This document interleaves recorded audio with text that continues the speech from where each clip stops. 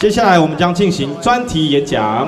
It's our great honor to invite Mr. Bruce Goldsen to give us the keynote speech. But before we invite Mr. Goldsen to come onto the stage, we would like to invite PB Hydraulic to introduce Mr. Goldsen for us. Welcome, PB Hydraulic. 今年很难得邀请到美国中西部各州多地区青年交换2013年年会主委 PDG Bruce Goldsen 和他的夫人。我们先请 PB Hydraulic 上台为我们介绍专题演讲人。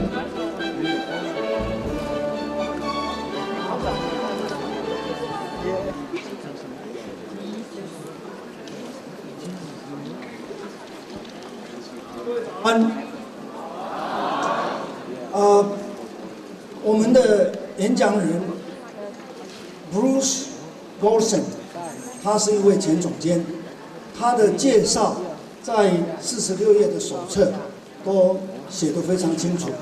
这一次他远从14000公里以外的地方坐车子到台湾，坐飞机到台湾来，他的太太也在后面。 树在后面帮忙，他等一下要放灯片。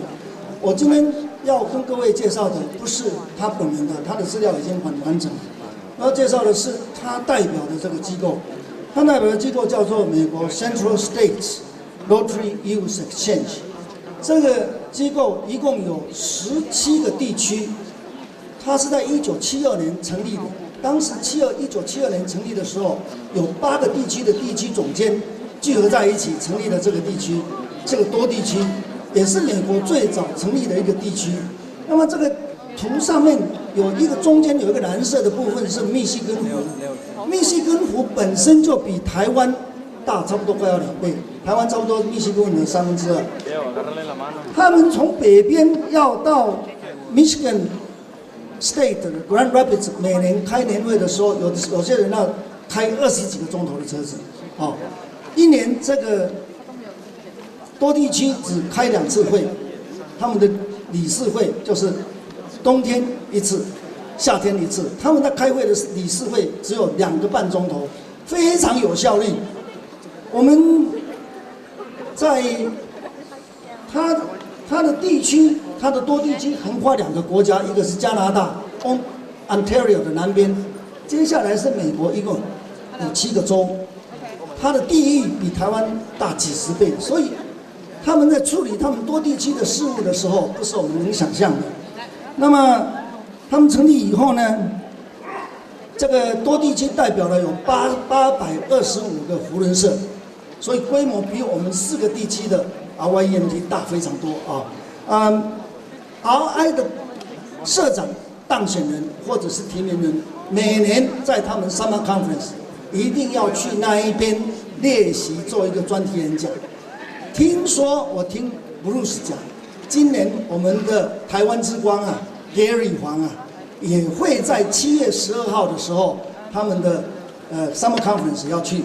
那么 Bruce 他是过去3届他们年会的筹备会的主委。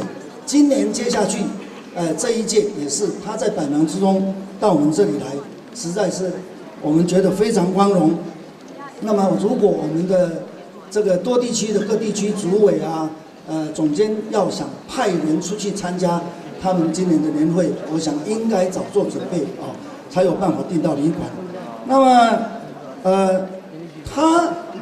布鲁斯这一次要来的时候，我们的筹备会。349年的筹备会花了很大的时间，一直在想要怎么样邀请最好的 speaker 来跟各位澳棒的同学、英棒的同学跟家长，他的讲题要适合大家，然后大家要了解。我跟他讲，我们有很多人英文不是非常好，你能讲他们了解的英文吗？他说没有问题，我讲的英文你们通通会了解。所以我们今天大家用最热烈的掌声。 来欢迎 Bruce 跟我们做他的精辟的演讲。Let's welcome Bruce with a hands closed. Thank you, Bruce.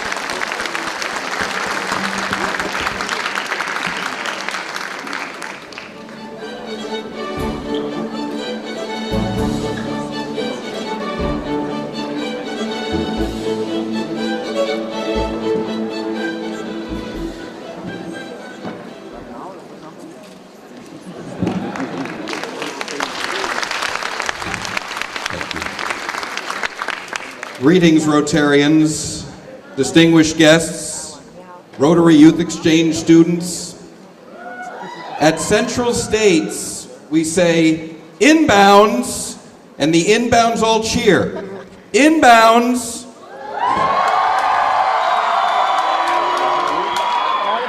Outbounds. Inbounds. Outbounds.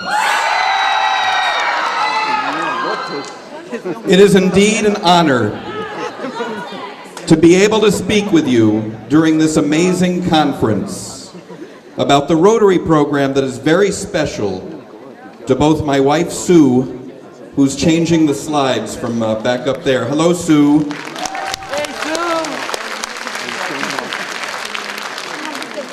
Sue. And to me as well. Of the many wonderful programs offered by Rotary and the Rotary Foundation, Rotary Youth Exchange is, in my opinion, one of the most inspiring. The program affects not only the lives of the student and all of the people that he or she meets with during the year, but in most cases, it creates a lifetime of both personal friendships and community goodwill. In his message to Rotarians just 2 months ago, this year's Rotary International President, Sakuji Tanaka from Japan, said, "Every young person who goes on a Rotary Youth Exchange will learn a great deal.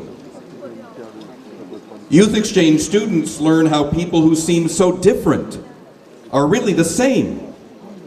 They begin to appreciate what unites people everywhere. They have a broader understanding of the world. They come back as different people." Mr. Tanaka went on to say, "They no longer know only one language, only one culture. They have connections with their host country and with their fellow participants from other countries. At the end of their exchange, they are part of the Rotary family. They are part of their host families, the largest and most international family in the world, Rotary." Just like men and women around the world join Rotary for many different reasons, students apply for Rotary Youth Exchange with many goals and dreams. For some, it's a chance to learn an unfamiliar language in a way they could never do by taking a class or buying software. Others want to be an exchange student because they have a spirit of adventure and want the excitement of experiencing the unknown. There are even those who do it as a means of escape from a hometown, from parents, from a school. Whatever the reason, the experience of being a Rotary Youth Exchange student seldom turns out exactly as one would expect. The things you think might be the same, or at least similar, to what you're used to, are often completely unfamiliar. The things that you're worried will be different, the chores your host parents want you to do, what makes people laugh or cry, what others make fun of, are very likely the same as you're used to at home. Which means that if you're signing up for Youth Exchange to escape these things, you probably will still have to deal with them during your exchange, but in a new and very challenging environment. Now let's consider something that is very different around the world, the way people celebrate holidays. Christmas is celebrated many different ways around the world, and not at all in many places. Now, did you know that Argentines leave their clogs out for a visit from the Three Kings, while the Finnish visit the sauna? And Italian children wait until January 6th for their gifts to be delivered by an ugly witch named La Befana. Kwanzaa is a week-long celebration honoring African American culture. It was first celebrated in 1966 and is one of the fastest growing holidays. A Kwanzaa celebration often includes singing, drumming, and a selection of readings such as the African Pledge or parts of African history. Now, people around the world celebrate the arrival of the new year in a variety of ways too. In Mexico, it's considered good luck to wear colorful underwear as well. For those who are seeking luck in their love life, Mexicans suggest wearing red underwear at the stroke of midnight. Are you wearing your red underwear? If you're just seeking regular luck, or luck in all of your endeavors, Mexicans suggest yellow underwear. Now, some Danes are from Denmark, celebrate New Year's by leaping off chairs at midnight, literally jumping into the new year. Jumping off furniture is believed to bring good luck in the year to come and chase away bad luck. In the Philippines, circles are invoked in clothes and food during New Year's celebrations. Circles are meant to represent the roundness of coins, wealth, and prosperity. People wear clothing with circular patterns and polka dots at the stroke of midnight to bring affluence into their lives in the year to come. Austrians dance waltzes to welcome the new year. And the Irish bang Christmas bread on the walls and the doors of the family house at midnight. The banging is said to frighten away bad spirits and bring good luck into the house.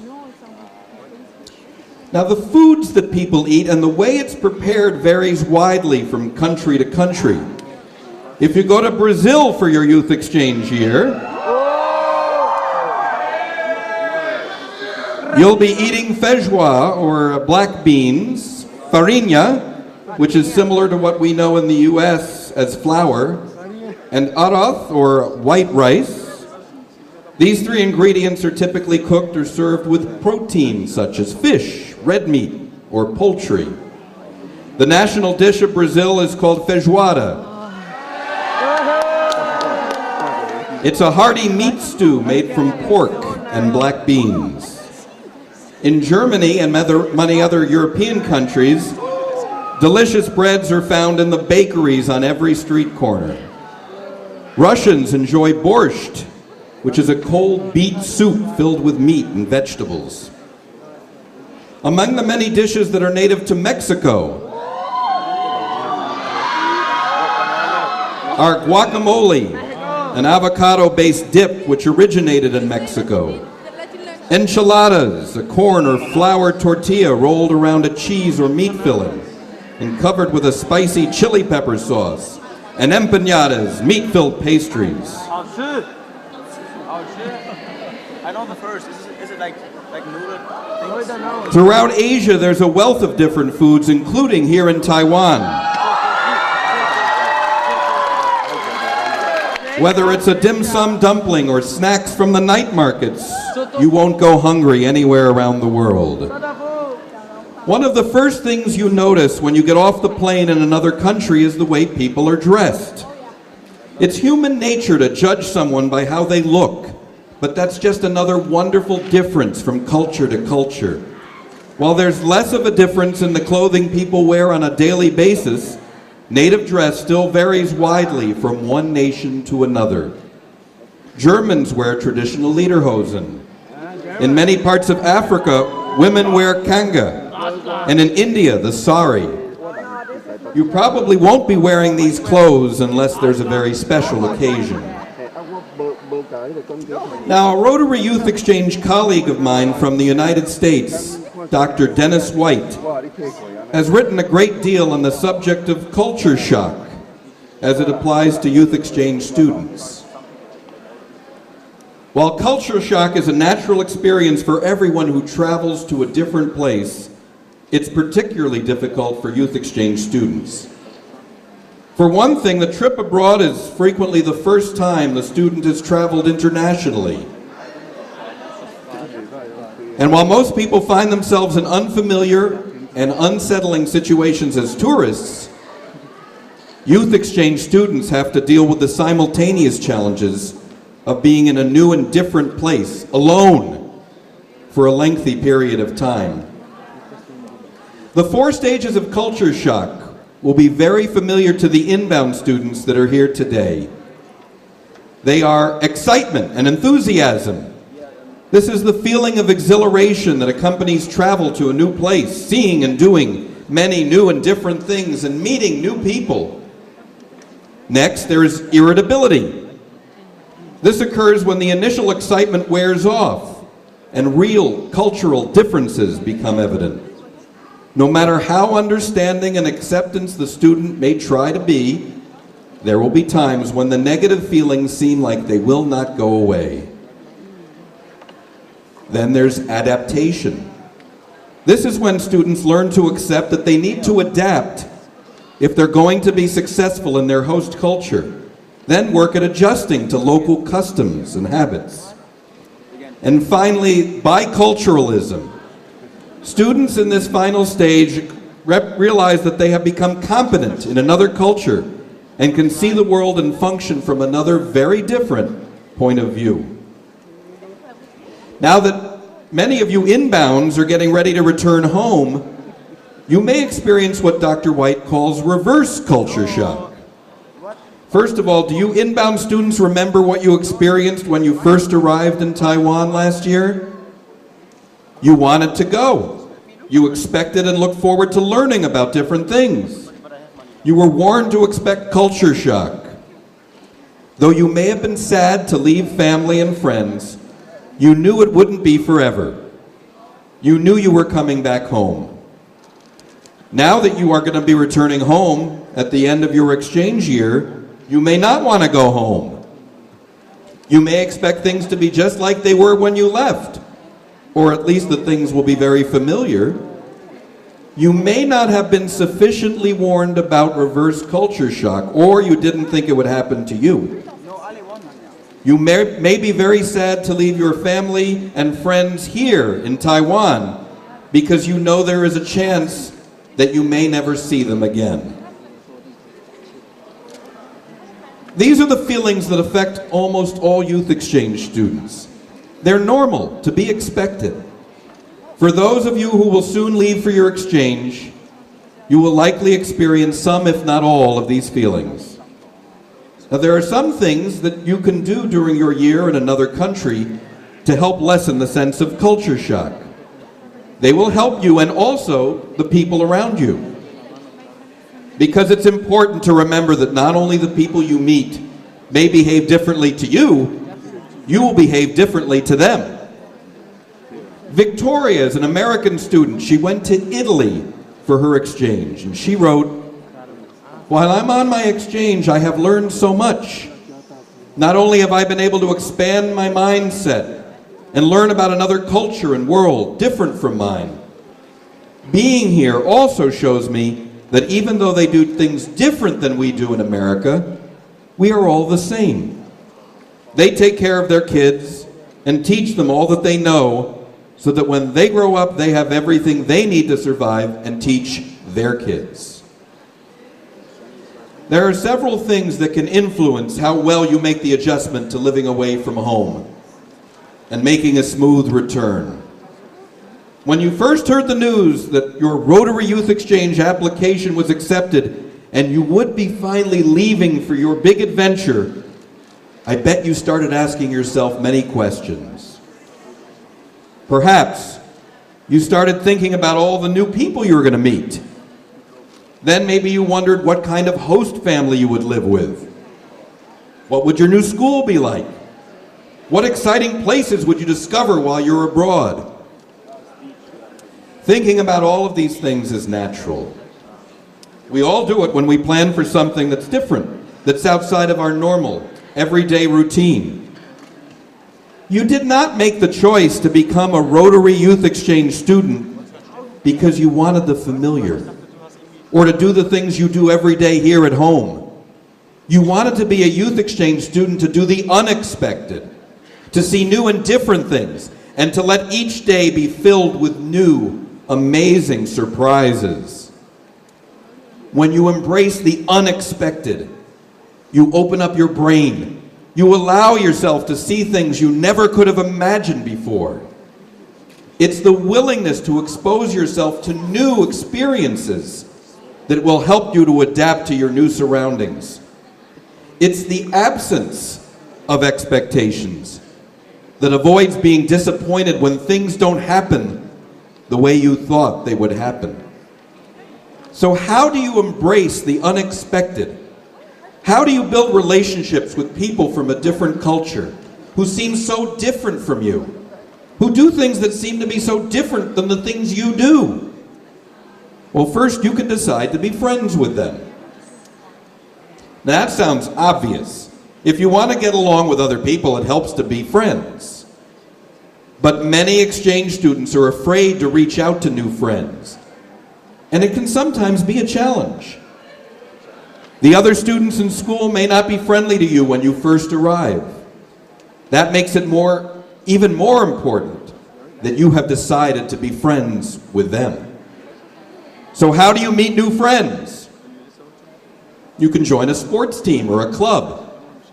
If there are other exchange students at your school, you can be friends with them, but make sure you don't spend too much time only with those exchange students, because that may cause the other students who live there to leave you alone.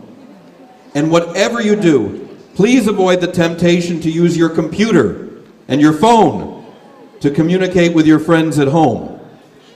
That'll make it much more difficult to make new friends in your new home. The next step to building new friendships is to be aware of your personal biases. We all have them, and they can be hard to put aside. But knowing that you have stereotypes about people is an important part of changing the way you think about them. Because those feelings usually come from not knowing enough about how other people live. Isn't learning more about other people a big reason you've decided to become a Rotary Youth Exchange student? Take time to think about all those things that you've heard about the people who live where you will be a student. What things have you learned about the people who live in Germany, Norway, Japan, or the United States? Who did you hear about them from, and how do you know they're true? The way you greet someone when you first meet them and how they greet you is the most important moment in establishing a relationship with that person. Greetings vary widely from one culture to another. Across much of the world, people shake hands when they meet. In many other cultures, they also kiss. Some kiss on one cheek, some on both, yet others kiss 3 times. Others rub noses. In Greece, backslapping takes the place of shaking hands in many greetings. Cheek kissing is most common in Europe and Latin America, and has become a standard greeting in Southern Europe. Now, if you're used to having personal space, you may find some greetings can be intrusive into that space. In Asian countries, a greeting can be a bow.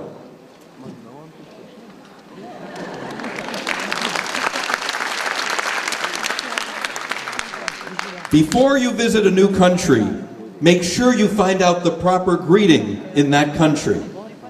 Remember, no matter what greeting may be used, the universal language used and appreciated by people everywhere is your smile. Please use your smile often. Ask questions and make sure you do it in such a way that you don't offend the person you're asking.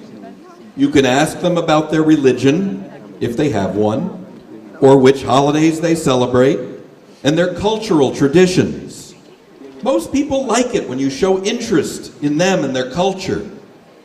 And don't be offended if the people you meet ask you questions that you think are stupid, because that's sure to happen. Just answer their questions simply and nicely with your smile. That's part of your role as an ambassador of goodwill for Rotary. Now, Eli is a student who lived in Argentina 2 years ago. Eli wrote in his blog, if you ever go to another country, even if you know the language and the accent will give you away, you will be instantly picked out as a foreigner. From here, you will be bombarded by constant questions about your home. The only tiresome part of this is that people tend to always ask the same questions. Where are you from? Do you have siblings? What's your favorite music? Do you play any sports? When you ask and answer questions, you show people that you care about them. Caring about other people is the root of a friendship. It may feel awkward to talk with others, especially when you're not comfortable speaking their language. But if you force yourself to get past that, you will find that you quickly make new friends, many of whom are friends for the rest of your life. Sometimes you'll make a mistake. You may ask someone a question that makes them uncomfortable. Well, ask them why they are uncomfortable, then apologize and move on. It's all right to make a mistake, as long as you do it with good intentions and not to be mean. Asking questions of others also forces you to listen to their stories. Those stories will often be rich with information, or history, or humor. Whatever their story, you will learn a lot about them and better understand them. That's why Rotary Youth Exchange is such a great program for promoting the Rotary goal of world peace through understanding. Now, Raina spent her Rotary Youth Exchange year in India. Listen to what she wrote in her blog. There is a ridiculous amount of people here. So I hear. I don't really see a large amount of people in one place very often, just for certain events like holidays, I guess.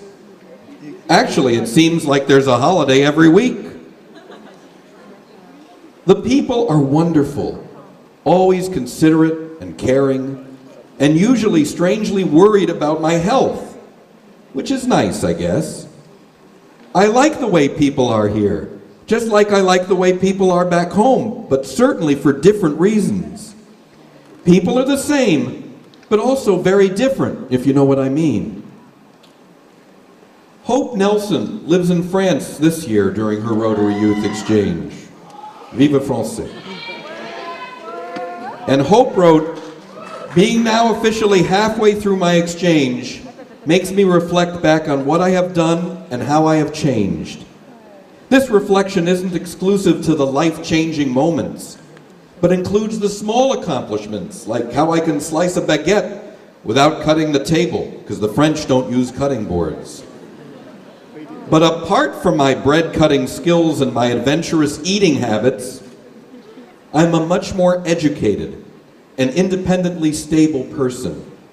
My confidence, competence, and other things I never would have imagined to be changed by this exchange have changed, and for the better. Whether you're about to start on what most Rotary Youth Exchange students describe as the best year of your life, or are just finishing it, I hope you'll consider the words of Victoria. Now here's Victoria, a picture of her shown working on a movie set with the actor Brad Pitt. Victoria spent her year abroad in Hungary more than 10 years ago. She said, I have lots of different perspectives now, and think of the world and other cultures in a different view. I often hear people say this place or that place is better, but what they really should be saying is it's different. Every country is different in its own unique ways. I thank the organizers of this conference for inviting me to speak today, and I thank each of you for your commitment to the Rotary Youth Exchange Program. Thank you. 我们谢谢 Mr. Goldsen 的精彩演讲，让我们再次用热烈的掌声来谢谢他。Mrs. Goldsen, please stay on stage. OK， 现在我们邀请董事长 PDG Computer 上台，我们颁发感谢状。另外我们董事长也很贴心的准备了另一份精美的礼物，要给我们的 PDG Mr. Goldsen。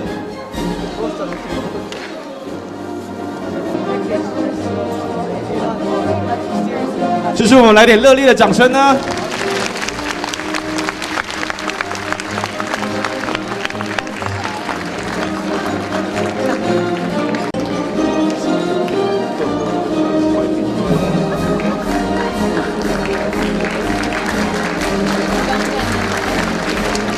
Thank you, Mr. Goldsen，也谢谢董事长。